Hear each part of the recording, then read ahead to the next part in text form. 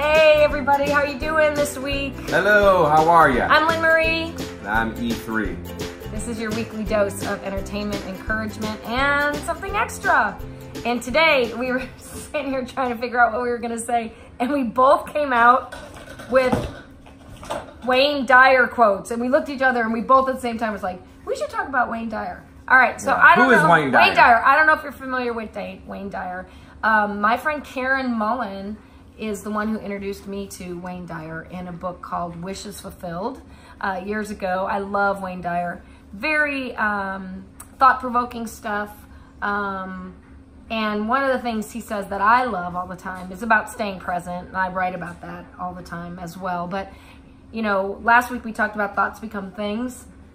And how if you even allow yourself the thought that you're going to cheat on your diet or not work out or whatever, it becomes, it could become true.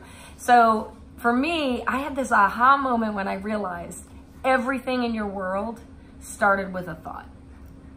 This couch, this pillow, this book. Somebody thought about it first in order for it to become a reality. This little tiny little TV thing we're doing, right? We thought about it and now here it is. So I would just encourage you this week that if there's something you want to do or want to become or a way you want to act, it starts first with that thought. That's it for me. How about you? What's one of your favorite Wayne quotes? Did you use a quote? I did. Thoughts become things. Oh yeah, that's absolutely. it, man. That's the basis of everything. Yeah. So one of my favorite quotes. There's a lot. I'm gonna first say that there was a point in time where I was going to sleep every night listening to Wayne Dyer. So one of my quotes, one of many quotes that I like from him is this one here that goes, "My goal is not to be better than anyone else, but to be better than I used to be." And that's all there is to it. I'm just every day. I just try to wake up now personally and try to be better than I used to be yesterday. Now, I will say that sometimes this could come across to others as that you are trying to be better than somebody else. Yeah. But that is up to them to deal with and let them work through what they think who's being better or not. And that's the one thing that is being taught, and he teaches you, and a lot of other places teach you as well too. You can't control anybody else's thoughts. You can't control anybody else's feelings. People that know me, but the people that don't know me, let me say this. I've had a hard time throughout my life always worrying about what other people think. And I still do it on occasion. And a lot of that comes with, well, who knows, my therapist will tell me where that comes from, I'm sure. He's trying to tell me. But the other thing comes from the entertainment side. We're both entertainers. And, you know, our main goal is to entertain people. And so we're always worried about making sure that everybody has a good time. Yeah. Well, unfortunately, and I'll speak for myself, that sometimes comes into play in my real life where I'm always worried about what other people think. Yeah. So I've really practiced over this last year not to not worry about other people. I really care about other people's feelings and thoughts. But the first thing is I got to worry about myself. So that quote really sticks home, you know, again, to not be better than anybody else, but just be better than I used to be. Every day I wake up and I look and say, how could I be better? So that's my quote. That's my encouragement. Have a great week, y'all. This week's entertainment piece is us, and we have tried to record this so many times that there is a leaf blower outside our window. Can you hear it? So we've decided that we're just gonna do it. Sorry for the ambient sound of the leaf blower. Ready?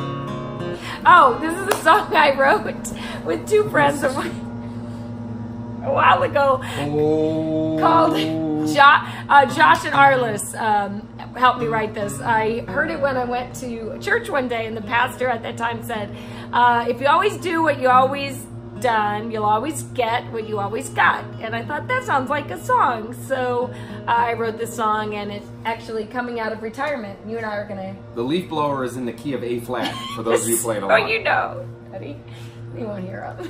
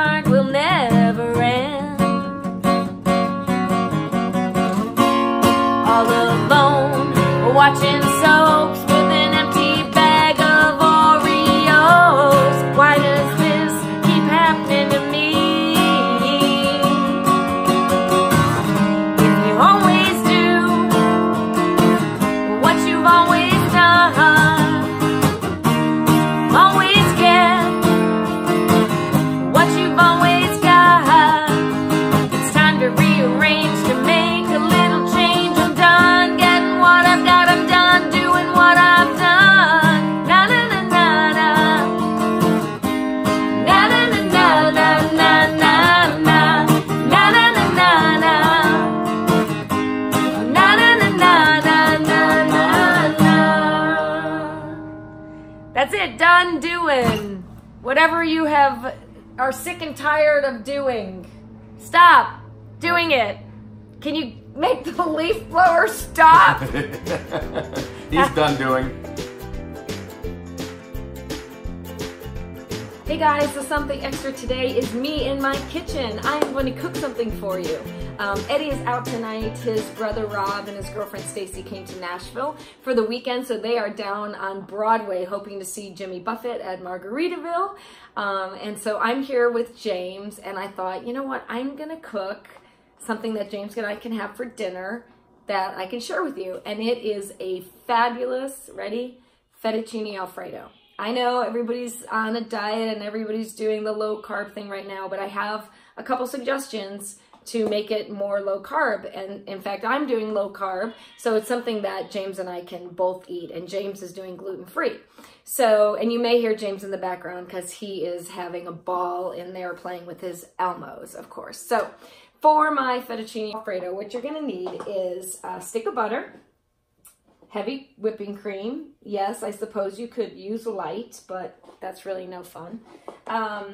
Knorr's Alfredo sauce. I actually usually use Knorr's white sauce, but the Alfredo works.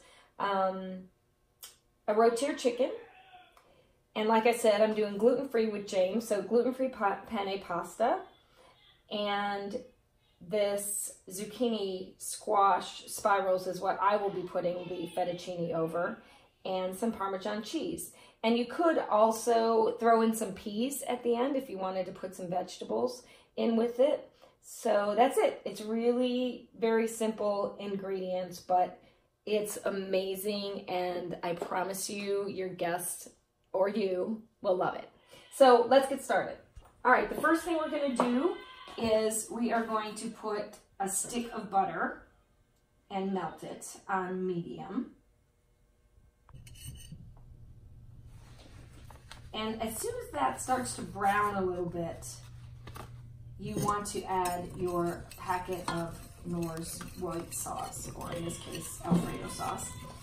And you're going to stir that up till it gets thick.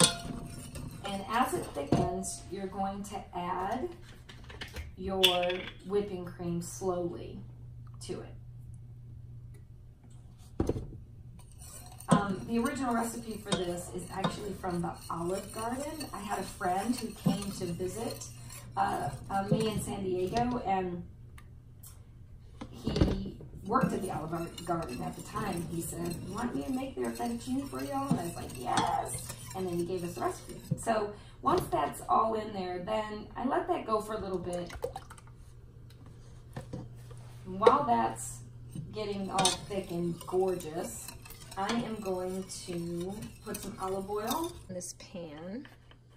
I have my water boiling for James's gluten-free pasta. And we're gonna put the zucchini and squash and tomatoes in this pan as soon as it's heated.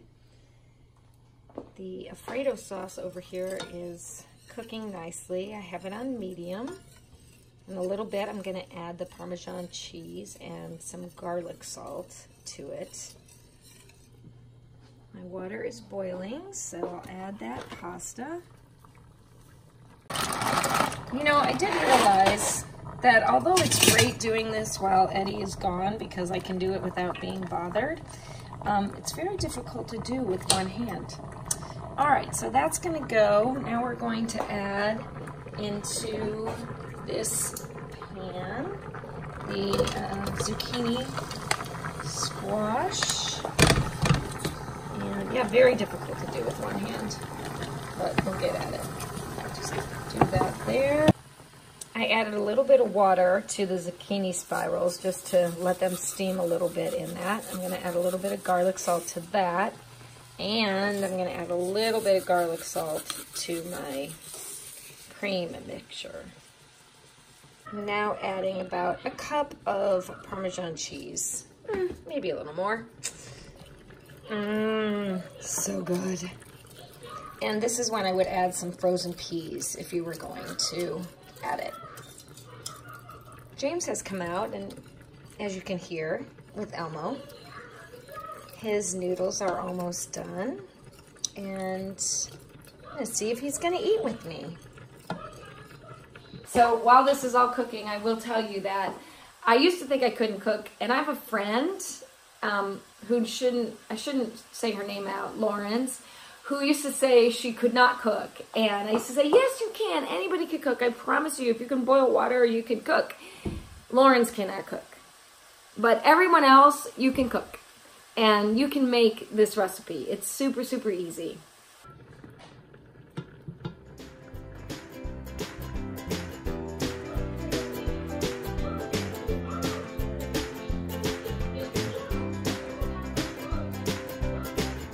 And that's it.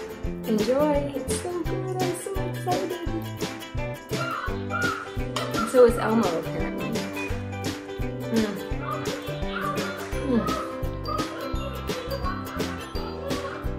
Yeah. You need to make it.